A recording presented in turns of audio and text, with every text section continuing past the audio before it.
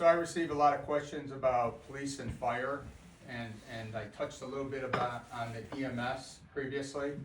So I'll start with EMS. We do have some EMS personnel. I think we have maybe 4 of them. Our issue with the EMS personnel that we had was they were minimally trained. There are very strict requirements when it comes to medical services. So they're basic EMTs, as we refer to them. They're all volunteers. So they work outside of our town. So at one time they came to us and they literally said, we need help.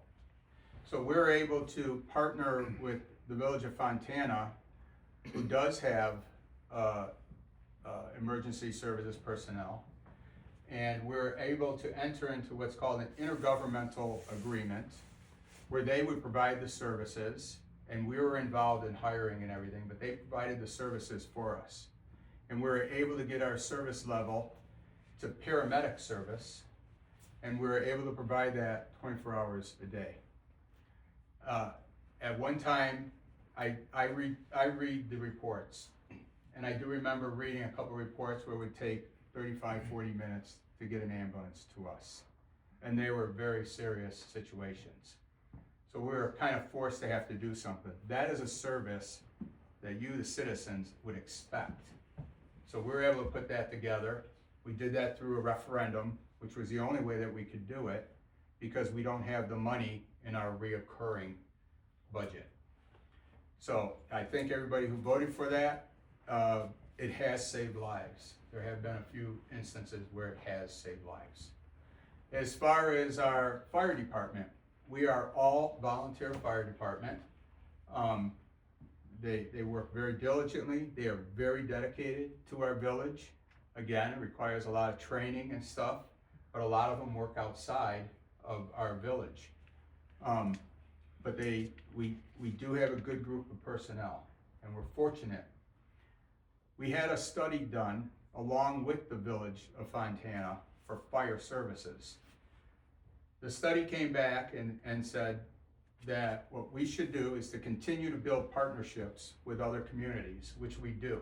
We work on that constantly.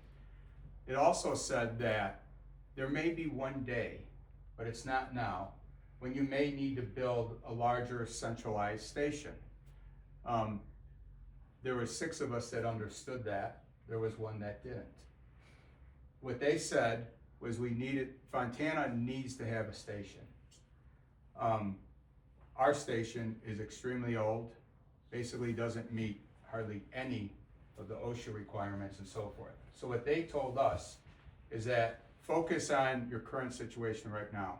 Fontana is going to have to build their own station by themselves to take care of that situation, and we're going to have to figure out what to do with ours. And what we decided after we looked at possibilities, this took years. We looked at places where we could build a station. We looked at what the costs were. We looked at how long, we had studies done, how long it would take to get from this point to that point, and to try to find it centrally located. And the study says, you have a fire department that is centrally located already. So what came out of it was that the best thing for us to do, instead of building a whole new station, is to add on to that existing station to bring that up to code and so forth. That is also a way where we're going to keep the ambulance in here during night hours. Right now, we have no sleeping arrangements, nothing for our EMS service. They go back to Fontana, and when they get toned out, they come to the bay, which adds a couple minutes onto the time. 2 minutes when you're on the floor having a heart attack is a long time.